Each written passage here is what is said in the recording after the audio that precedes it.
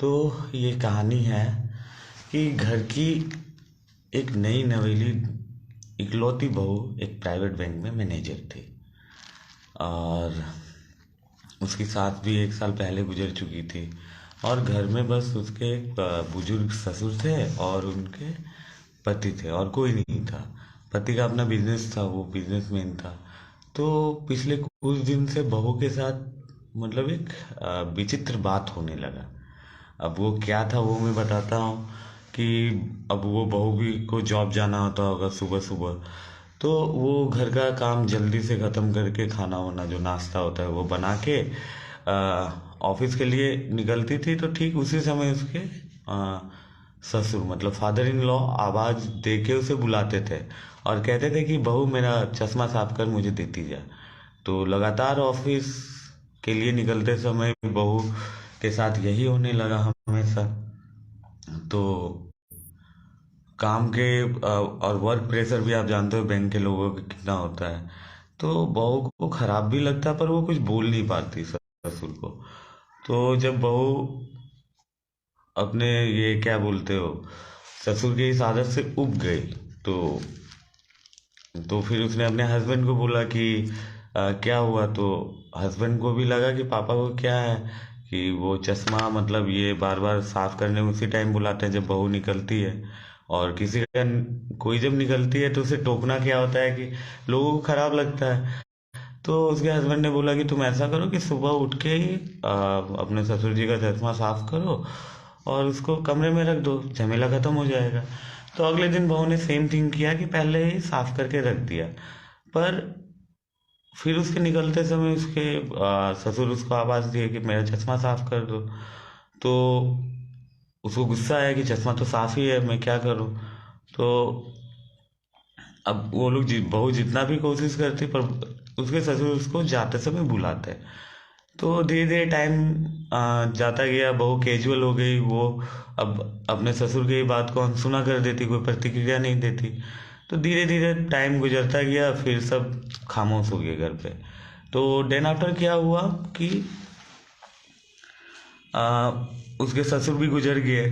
तो अब ससुर के गुजरने के बाद टाइम तो चलता ही रहता है। तो एक दिन छुट्टी का दिन था, उसकी बहू अपने ये घर की साफ सफाई करना सोची। तो अब वो अपने वो फादर इन लॉ के रूम में गई। तो साफ कर रही थी तो उसे एक डायरी मिला। उस डायरी में लिखा हुआ था कि उसके फादर इन लॉ ने डायरी में लिखा था कि होता क्या है कि आजकल का जो भाग दौड़ का जिंदगी है इसमें लोग घर से निकलते समय अपने बड़े बुजुर्ग का रेस्पेक्ट करना भूल जाते हैं।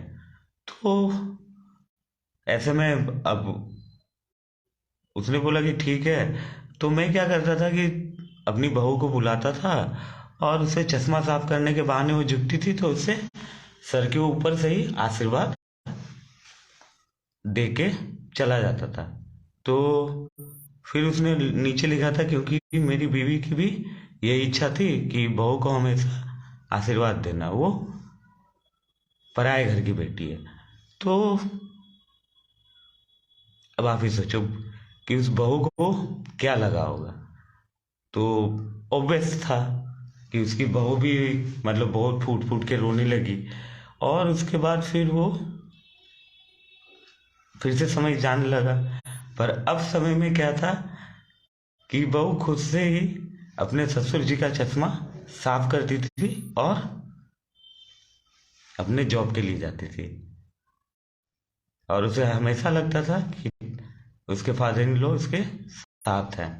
तो ये कहानी से मैं मतलब यही कहना चाहता हूँ कि मतलब जैसे मैं भी अपने फैमिली से बहुत दूर रहा हूँ, बहुत साल अभी रह भी रहा हूँ राइट नाउ अलोन। तो फील होता है व्हाट इज फैमिली। ओके, रखता हूँ। तो वही अपने लाइफ में जितनी भी बिजी रहो अपने साथ वालों को याद करते रहो and keep blessing on them. So I ended my story here and अच्छा लगे तो आप लोग शेयर करना।